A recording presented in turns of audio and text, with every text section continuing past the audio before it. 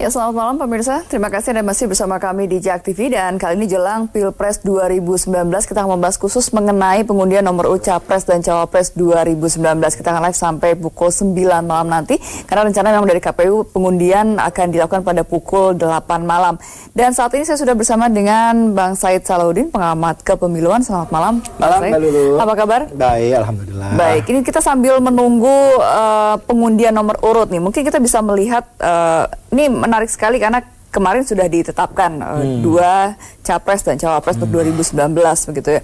Nah, proses dan mekanismenya sebenarnya seperti apa sih kalau sebenarnya gitu untuk pemilu kita? Jadi untuk bisa menjadi calon presiden dan calon wakil presiden itu tahapannya adalah pertama adalah mereka didaftarkan.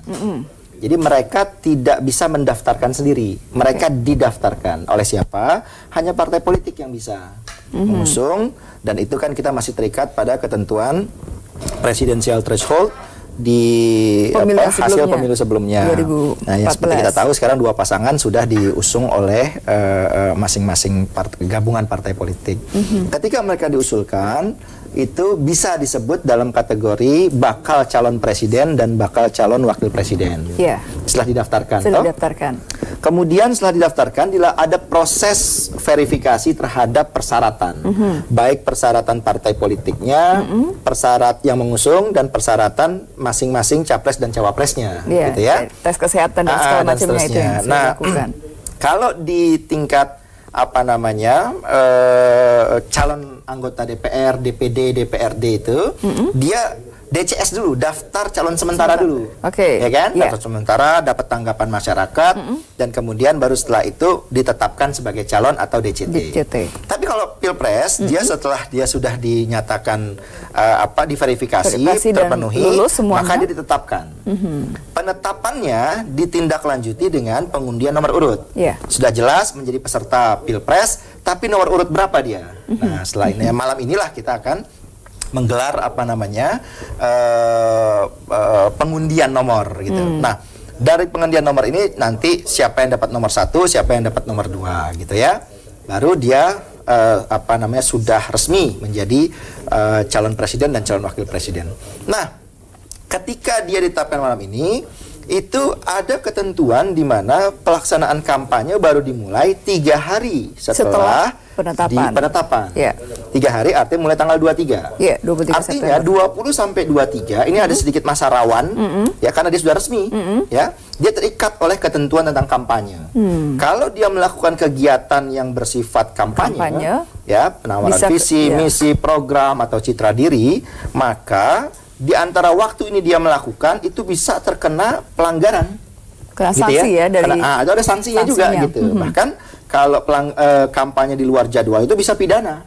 Berat juga itu gitu. Nah, oleh sebab itu harus hati-hati nih gitu. Karena sudah ada nomor urut yang mengidentifikasi tentang dia mewakili pasangan mana gitu kan. Terus kemudian nama capres-capresnya sudah ditetapkan, partai politiknya juga sudah, terus kemudian visi misi programnya juga sudah diserahkan kepada KPU, maka sudah memenuhi syarat dia untuk melakukan kegiatan kampanye. Tetapi waktunya baru 3 hari kemudian. Maka di sini ada masa yang menurut saya harus hati-hati, nggak bisa seperti kemarin Sandi kemana-mana, Prabowo kemana-mana gitu ya, Jokowi kemana-mana dan sebagainya. Nah, ini harus agak menahan diri dia, karena kemarin dia belum ditetapkan. Nah, sekarang setelah ditetapkan, ini masing-masing dua pasangan ya, dari Pak Jokowi Ma'ruf, Prabowo Sandi itu perlu memperhatikan ketentuan-ketentuan terkait dengan kampanye. Apalagi tim ses sendiri sudah dibentuk begitu ya, kemarin sudah diumumkan, bahkan dari tim sesnya Prabowo Sandi sekitar 800 orang. Nah tim ses ini juga terikat dia oleh ketentuan itu, ketentuan tentang kampanye tadi ya. Jadi harus hati-hati. Menurut saya begini ya, ini kan kampanye masanya kira-kira 7 bulan kurang 1 minggu lah kira-kira gitu. Waktunya sangat panjang, jadi ya nggak perlu terlalu bersemangat banget gitu, tiba-tiba harus segala sesuatunya itu ingin disampaikan duluan kepada masyarakat padahal belum waktunya gitu. Nah, saran saya sebetulnya tidak perlu memaksakan diri, masih panjang waktunya ya, bersabar sedikit lah, cuma berapa hari, baru kemudian yang sekian ratus bagian dari tim kampanye Pak Prabowo maupun di Pak Jokowi itu juga harus memperhatikan aturan-aturan terkait dengan pemilu kampanye begitu ya. Karena kan sepertinya para tim ses ini juga kemudian di sosial media kan juga cukup kencang begitu ya, di WhatsApp grup dan segala macamnya. Nah itu bagaimana itu pengaturan? Jadi begini, kita ini sekarang punya satu problem ya, di mana di dalam kampanye, ketentuan kampanye yang diatur dalam peraturan KPU sebagai turunan dari undang-undang, itu diatur tentang metode-metode kampanye. Ada metode kampanye pertemuan terbatas, ya, di tingkat nasional itu paling banyak 3.000 orang, pesertanya di provinsi itu 2.000 orang, di kabupaten kota 1.000 orang. Ini hanya boleh dilakukan di indoor, dalam ruangan. Yang kedua ada pertemuan tatap muka. Pertemuan tatap muka kalau yang di indoor nggak dibatasi, sepanjang sesuai dengan kapasitas ruangan. Kalau yang di outdoor keluar sifatnya, misalnya mereka melakukan kunjungan ke pasar kah, kemana begitu ya, ke ruang-ruang publik gitu, itu juga nggak dibatasi. Ada yang nanti baru bisa dilakukan rapat umum. Rapat umum itu dilakukannya 21 hari sebelum masa tenang, alias tanggal 24 Maret 2019 sampai 13 April 2019. Belum boleh dari sekarang. Belum boleh. Nah, ternyata yang belum boleh dari sekarang itu bukan cuma rapat umum, tapi ada juga iklan kampanye.